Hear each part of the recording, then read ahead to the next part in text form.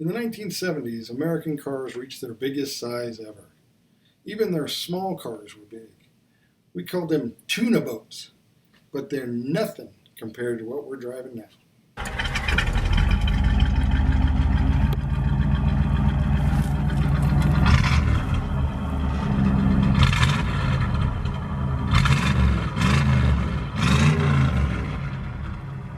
And typically when we talk about cars from the mid-70s, we bring up the fuel crisis and how everything was moving towards mileage. But in America, big cars were popular and the biggest cars were the most popular. Typical large American car had a V8, automatic transmission, full frame, independent front suspension with disc brakes, solid rear axle with leaf springs. And if you were willing to spend enough money, you could get up to 500 pound-feet of torque. And by enough money, I mean Cadillac money. We're talking $6,000 in 1970 dollars. That's like $40,000 today. In 1975, the best-selling American car was Chevrolet, and the best-selling Chevrolet was the full-size Chevrolet, which came in Bel Air, Impala, and Caprice Classic trim levels. It was available as a two-door, a four-door, a convertible, and a station wagon. You could get a towing package, and if you bought the station wagon, you had enough cargo for a 4x8 sheet of plywood, if you folded the back seats down. Shoot ahead to 2020, and the most popular American vehicle is the full-size pickup. Standard layout included V8, automatic transmission, full-frame independent front suspension, four-wheel disc brakes, solid rear axle with leaf springs. And, as long as you got a long bed, you could still carry a 4x8 sheet of plywood. The most popular of the full-size pickups is, of course, Ford F-150, as it has been since 1979. It was available as a two-door, as a four-door. You couldn't get a convertible, but you could get an Expedition. And if you needed, you could get up to 500 pound-feet of torque as long as you were willing to pay for it. Pay for it being in the range of about $70,000. As I said, a 75 Impala was a very big car. Had a 122-inch wheelbase, was 223 feet long, almost 80 inches wide, and stood almost 55 inches high, weighing in at a hefty 4,300 pounds for the base model.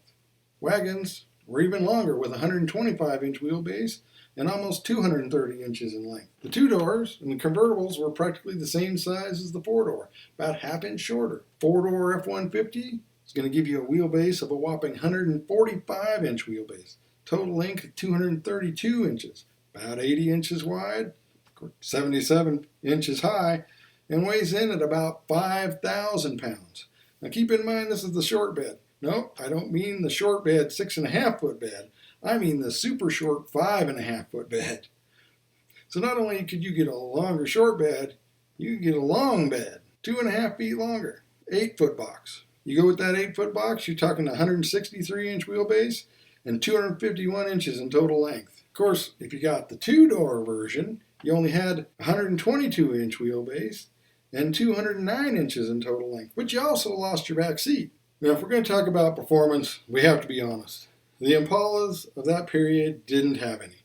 Even if you opted for the huge 7.4-liter, 454 cubic inch engine, the engine was detuned and de-geared to improve gas mileage, and performance was practically non-existent. We're talking at 0 to 60 of just under 14 seconds, and a quarter mile at just under 20. Whereas 2020 base 3.3-liter turbo V6 F-150 can do 0 to 60 in just over 6 seconds, and a quarter mile in about 15 and a half. Now, if we're going to talk about handling, really there's no point in talking about handling. The old full-size cars were not known for handling. If you took the sportiest two-door Coupe Impala in 1975 and compared it to the sportiest regular cab short box F-150, the F-150 is going to have the advantage. But once you start adding things like back seats and four-wheel drive, that handling advantage just completely goes away. And going back to the topic of mileage, what did all this detuning and changing of gears get these big cars? Low teens in the city at best.